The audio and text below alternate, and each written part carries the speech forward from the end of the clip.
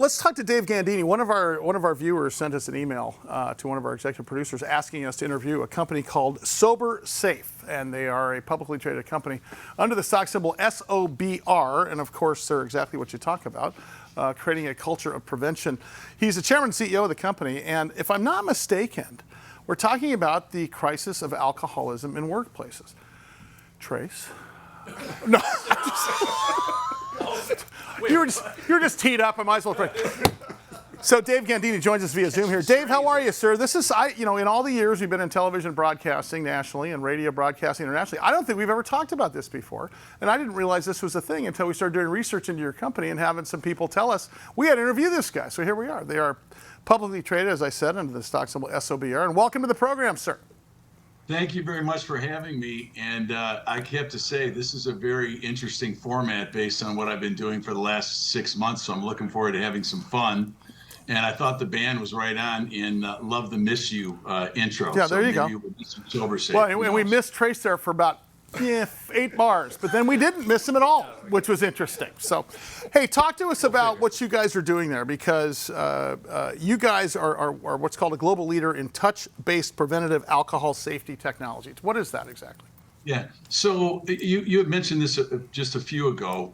We didn't realize the significant issues with alcohol in the workplace and the roadways until we got into the business, about a year and a half ago, and started working on the technology and interviewing companies and talking to insurers.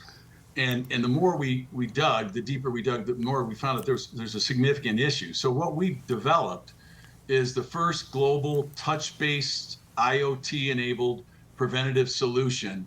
So it's instantaneous. It's 10 seconds to test this, and it's on the front line within a company. So you can do safety preventative checking, which then prevents, future issues. And we can talk about some percentages, but we've developed a technology that's touch-based, biometric identification, and with a significant database behind it. So our customers and our partners and our resellers can manage this with their clients. So first of its kind, first in market, and we're super excited to be talking about So this is basically testing of sobriety on the way into the workplace, correct? Yes, that's right. So we have that at every door here, Mike, except for the van door over there. I'm out. On the brakes, they're shooting up in the van between commercial breaks, and now they come in. And I jest about this, but if you think in terms of manufacturing businesses, and you think in terms of safety-related businesses, this is a huge thing here that a lot of people have thought about. And I think that's one of the things is you look at the market, for this, and when you start thinking about it, it's like, holy crap, why didn't we think about this 25, 35 years ago, correct?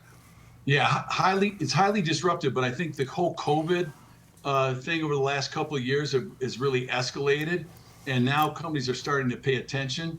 It's more difficult to hire workers, and these workers, they have issues.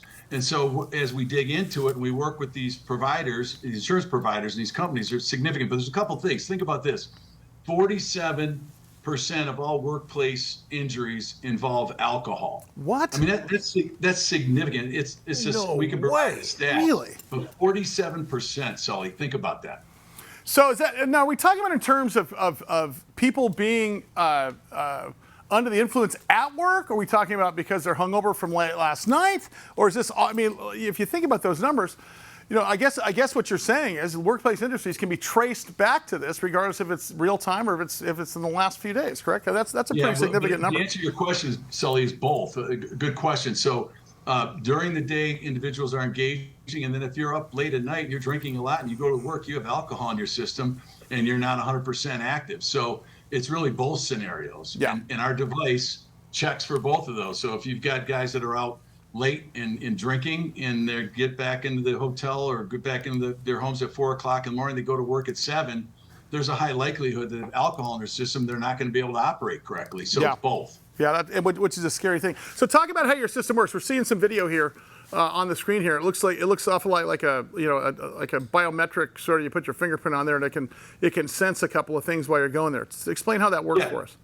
Yeah, it's an oversized mouse. So you can ergonomically grip it properly. So when you put your hand over it, your first finger, you're identified through biometric sensor, and that's of course you enroll your customers beforehand, so you're identified there. And the second portal, the little hole there is our magic sauce. It's our alcohol sensor that's tied to our algorithm. So when you put your first and second finger down, if you've been drinking, everybody has humidity that emits from their fingertips or their skin. It's looking for ethanol alcohol in the humidity in your skin, and it triggers a reaction based on if you have alcohol in your system. Asking for a friend, what happens if you just hand sanitized prior to getting in there? Ooh, correct. Yeah. Another great question, thought process. So yeah, hand sanitizer with alcohol will create a false reading on the device. So our customers all use non-alcoholic based hand sanitizer. Dave, and if you were to use it, Sully, it would significantly blow up the device, and the reading would be false. Yeah. But yeah, we've already covered that, and that's part of our process, and we enroll customers. Dave, I'm getting way down the road maybe, but can you see this being used at, I don't know, stadiums, bars, things like that, where, companies are afraid of over-serving somebody who's already come in and they're already drunk as a skunk? Yeah. Can I talk real quickly about the three markets there? Yeah, exactly. Sure. Yeah, talk about it. That'll kind of be a perfect segue. So the first market space we're in is fleet workplace, where I talked about earlier, 47% of all workplace injuries involve alcohol. What we'll do there with our customers, we install devices at all the entry points or driver handoff points where they get keys. So we've got safety screening in place. And in the cases of our early customers, Sully, customers are getting insurance discounts for having the safety device to ensure there's no alcohol in the workplace. So we currently have customers in that space, and that's really last mile fleet and workplace. The second space we're in is justice and probation. Sure. And what we're doing there is we're replacing 55-year-old blow device or breathalyzer technology, where you currently today, when you check in, you have to show your identification, you blow into the device, it takes minutes. With our technology, you put your hand on it after you're enrolled, and it takes about 10 seconds. We also provide time and date stamp data versus manual entry. And we're currently in proof of concept, and that's a pretty significant market, primarily DUI offenders. The third space, and I'll get into the question, the third space is rehab, where, think about this, $280 billion spent annually on alcohol, drug, and mental health issues.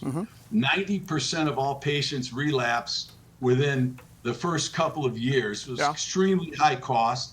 What we're doing is we signed a deal with North Star Care out of the Northwest. We're going to revise the treatment strategy to connect our alcohol ban, which I have right here. Sure. Have on.